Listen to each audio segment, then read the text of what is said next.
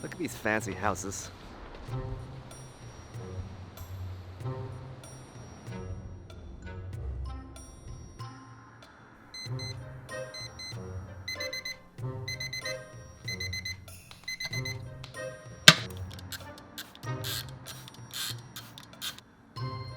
I'm about to check the stock price. I don't know why I do this to myself, because I have zero intention of selling anything regardless of whether the market goes up or down.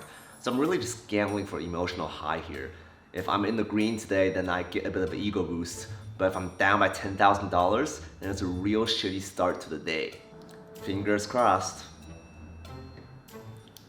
Alright, now I'm about to head over to the gym. Normally I would take some time to, make my hair look nice and all that, but there's no point if I'm gonna be sweating it out anyways. I plan on doing 30 minutes of cardio today because I did some weightlifting yesterday and I just thought I wanna balance it out. Let's go.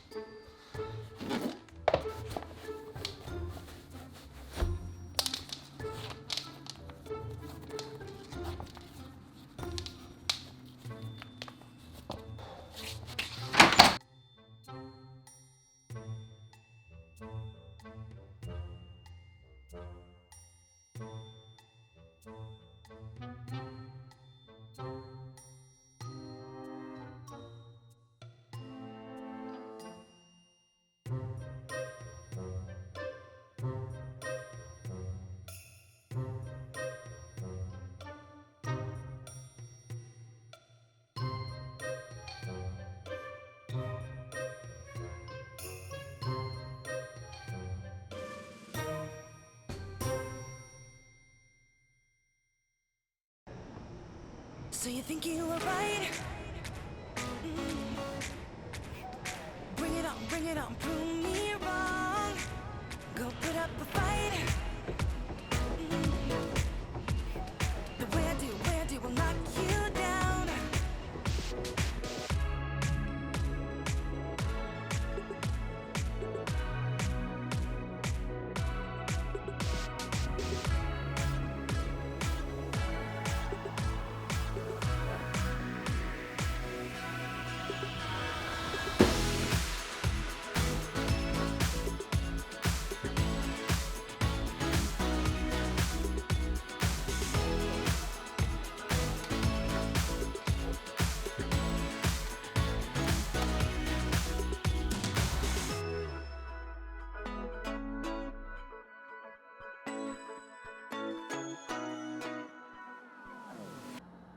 Just finished catching up on my emails. Gonna move on to some technical work now.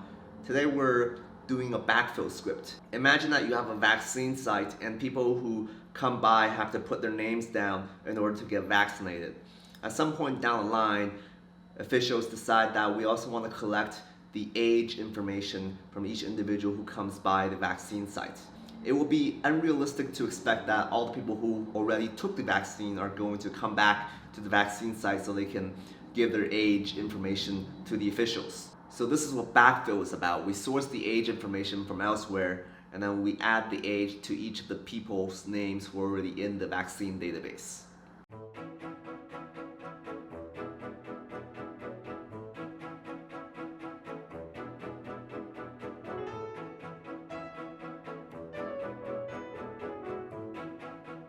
The most complicated part about a backfill is actually the forward fill operation. Forward filling is basically telling all the vaccine sites to start collecting information about people's ages and not allow anyone to take the vaccine without filling out their age. Otherwise, if there are vaccine sites still allowing people to just put down their names and take the vaccine, then we will be backfilling forever because new people keep coming in with just their names and we keep having to find the age information and backfill the database. We don't want that. The backfill is supposed to be a one-time operation. Trying to figure out how to forward fill the database can be really time consuming because it's not like I have a list of all the forward fill sites. I have to dig into the code base and try to understand it, and some of this code dates back to 5 years ago. So it's like archaic knowledge buried within the code base that I have to rediscover.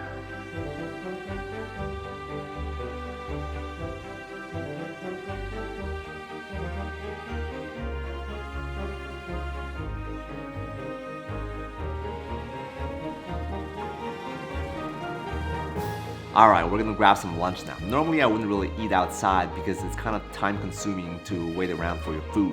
But today we're gonna make it a special occasion. I'm also on kind of a strict diet for no particular reason other than curiosity. I've been eating high carb foods like dumplings and rice almost all my life. I just wanted to see how far I can push myself in the other direction. Let's go.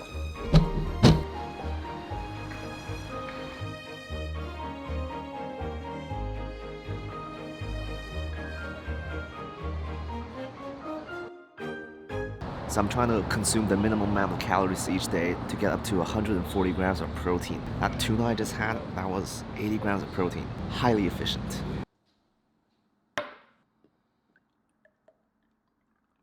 I thought this would be something more like almond milk, something to mix in with my protein shake, but it's a little more luscious than expected. Still really good though. Alright, now I'm gonna do some meditation. Look, I'm not Buddhist and I'm not really into any of that new age crap either. My name is Alan Z, consumerist monk. If there was one thing in the past 6 years that really changed my life for the better and made me a more resilient person, that would be meditation. And all it took is just using the daily Calm app for 10 minutes a day, sometimes 20, sometimes 30, but nothing crazy. Welcome to the Daily Calm. I'm Tamara Levitt, and today we'll be talking about acceptance. Let's start by taking a position that's comfortable. Keeping your back straight without it feeling stiff or tense. Close your eyes and tune inward. Relax the forehead. Soften your jaw.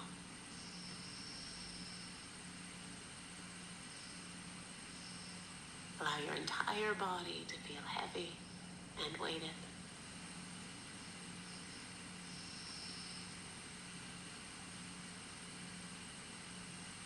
And just observe how you feel in this moment, allowing for whatever's here with full acceptance.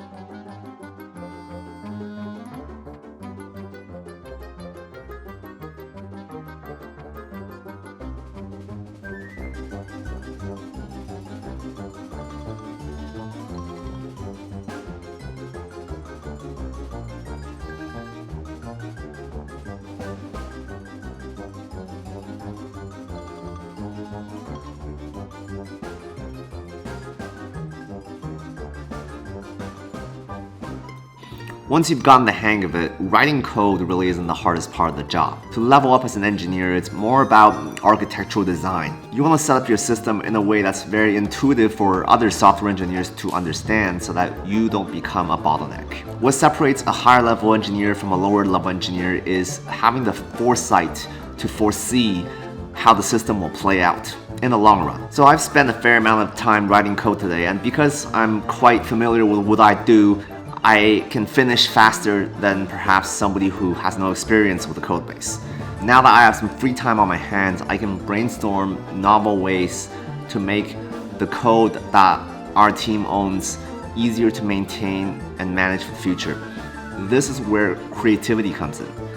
The best way for me to recharge my creativity is by going to Starbucks. So that's what we're gonna do.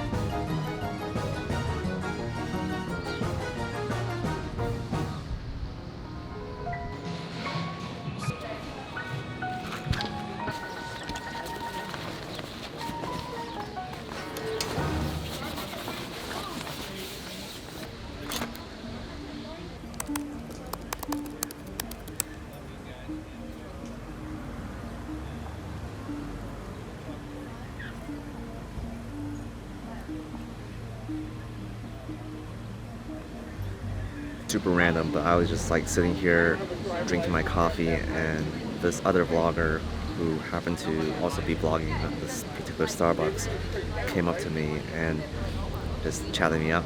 He was super cool guy. He had about 1.45 million subscribers, and I mean, this is what I came to Los Angeles for, right? It's the opportunity to meet other YouTubers and see what kind of content they're making. Anyway, just a bit of an unexpected turn of events that I thought was really interesting.